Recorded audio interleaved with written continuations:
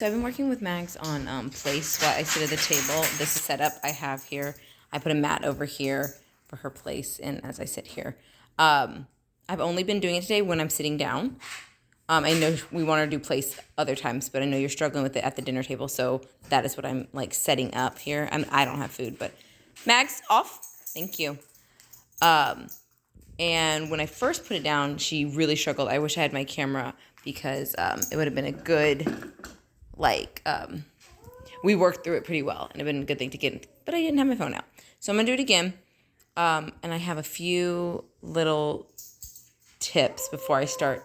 So what I learned when what I learned when she was pitching her little fit and having a hard time is I had to pick up all the toys. Off, Mags. Thank you.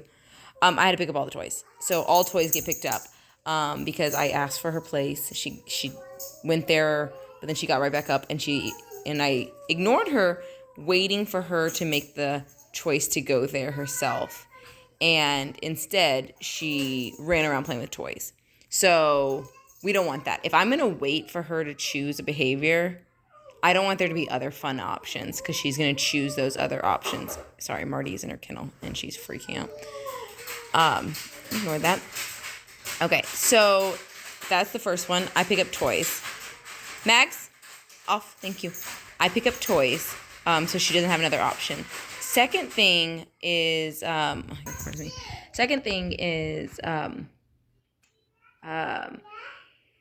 if you don't pick up toys, and if she's really having a hard time leaving, I was actually tether her. I was actually going to put a leash on her and tie her to the couch. Now, I wasn't going to tether her where she only could move here. I was going to give her enough leash where she could walk around, but not walk around and make more fun choices, right?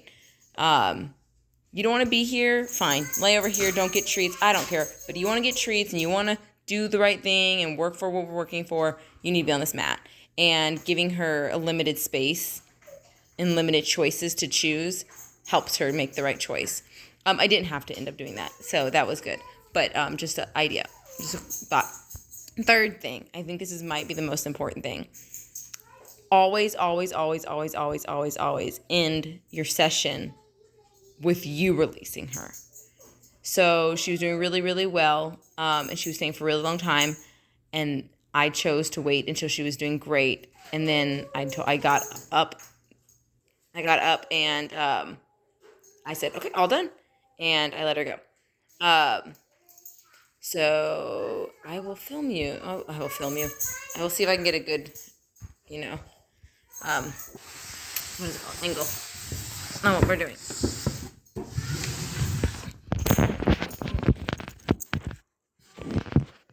Where is it? What am I doing? Oh my gosh. I couldn't figure out what the backwards camera was. So I'm sitting at the table. Butt hits the table. Places.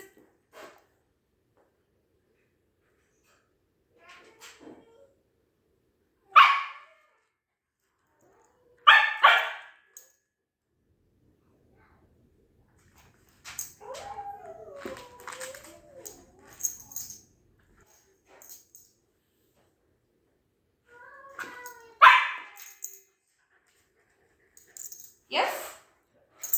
As of now, I'm ignoring the barking. The only time I don't ignore it is if she's laying on her place barking, she will not be getting treats.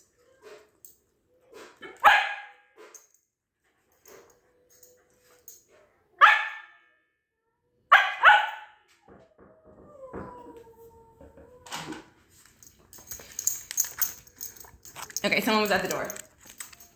Places.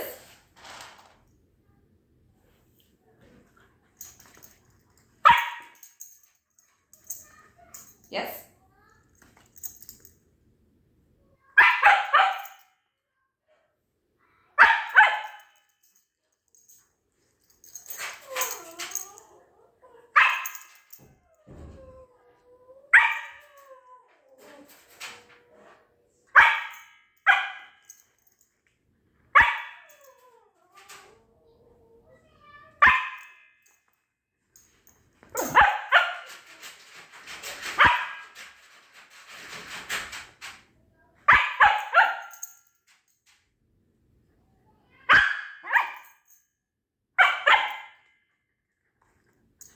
Yes?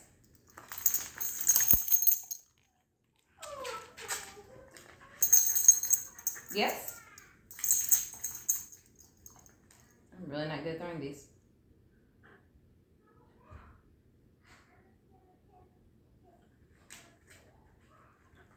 Yes?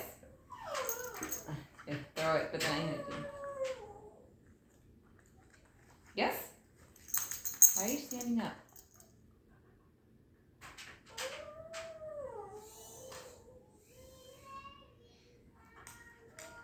Yes?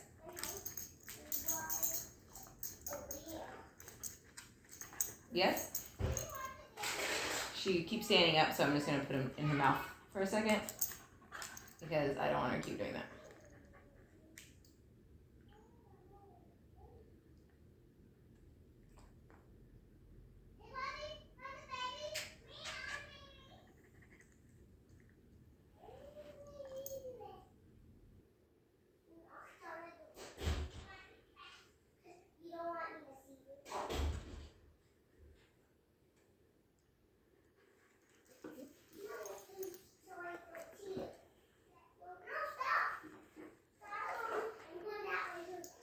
Since she's struggling, I'm giving them to her at a pretty rapid pace.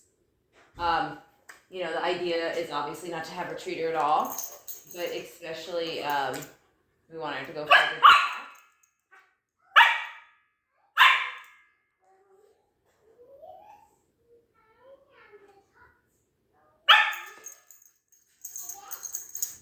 Yes? We want her to go further in between some treats than we were doing, than this. But since she's really struggling, she's showing me that she doesn't really have interest in doing it. She's barking. I'm going to just, you know, set her up for success and have her, you know, just rapidly treat her. More so than I would like to. Just because, yes? You obviously can throw them if you're a better thrower than I, but she kept getting up. So I don't want to do that right now. So I'm just doing it pretty rapidly. Again, ideally we don't want to. I gave it a little bit longer that time. And I'm just going to space it out a little bit. I'm trying to sit, you can't see me, but I'm trying to sit at the table, not look at her as much. Kind of like I would if I was eating dinner. But yeah.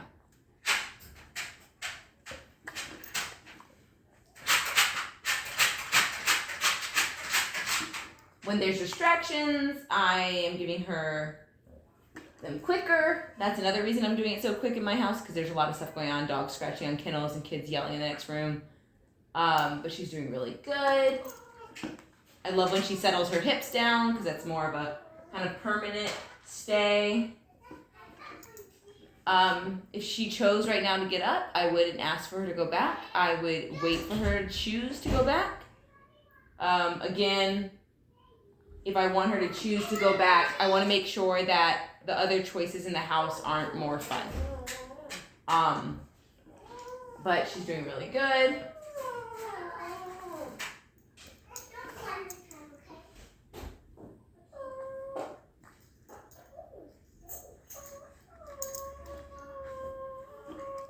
Okay, extending it a little bit longer.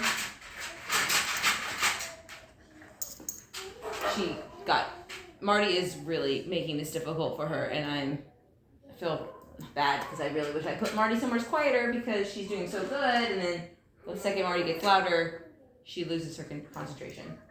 Let's see if we can extend.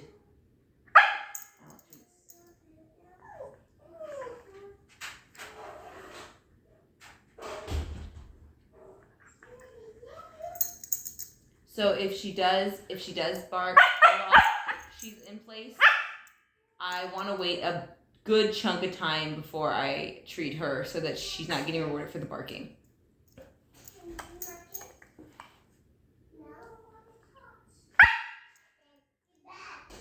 Because we don't want her to think bark, quiet for 2 seconds means treat. We want her to know that not barking means treat. So I'm going to make her wait longer. But I'm not going to ask her to stop or tell her to be quiet or anything like that. just since we're working on duration and she's struggling with duration, I'm not going to also be working on her not barking. She won't be rewarded for not barking, but I'm not going to focus on it.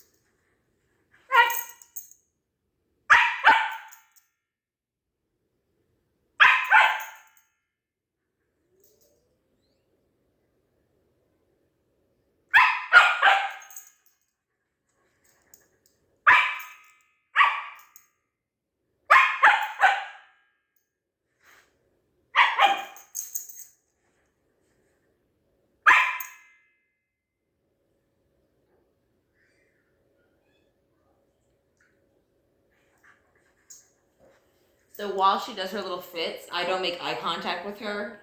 I completely, utterly ignore her. That way I'm not even, unconsciously rewarding her for her behavior.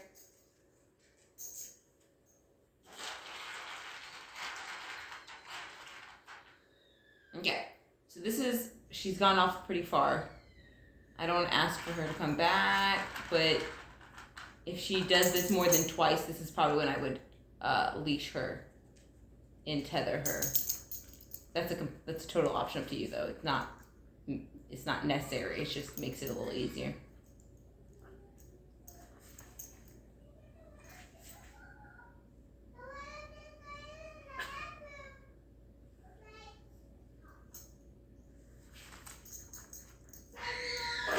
Yes. So the good news is every time she has her little fits and she gets ignored and she gets off and gets back on and she figures it out and you get to the point where you can reward her, she's actually learning that much quicker. Because she learns very quickly if she makes the choices. If that makes sense. She's figuring out what works and doesn't work. And it's frustrating for us, but it's frustrating for us, but it's actually a really good way to have like very concrete behaviors, is letting her do the choices, right? Instead of always relying on us to tell her what's right, she needs to know what's right.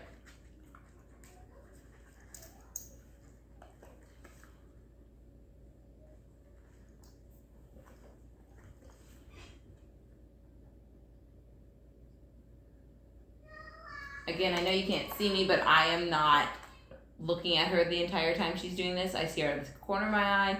I check in on her, things like that. Okay, so she was really struggling. I'm going to give it a few more repetitions, and then I will be releasing her.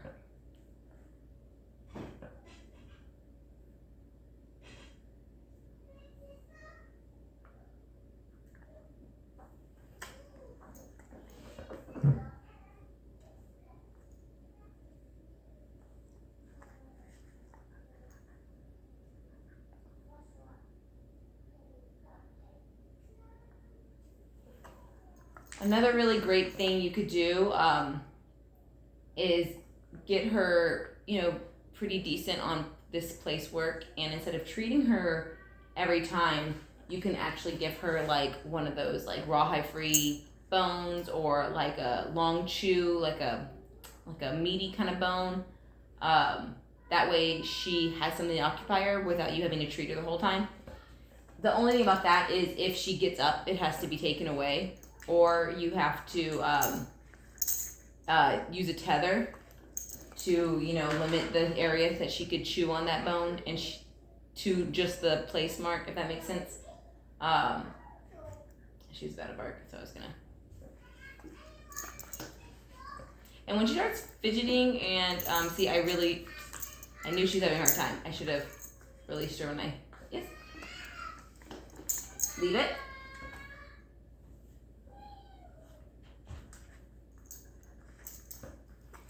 I dropped a treat under the table. That's bad.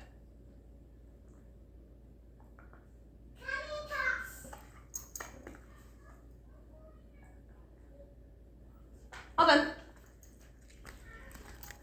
All right. I feel like that was a lot of information, but you can go back and now all those are just, different ideas. They're not, one answer kind of thing. It's a lot of preference, a lot of what works for you. You can combine a lot of those. You can not use some of those. It's, oh my gosh, that was a 15-minute video.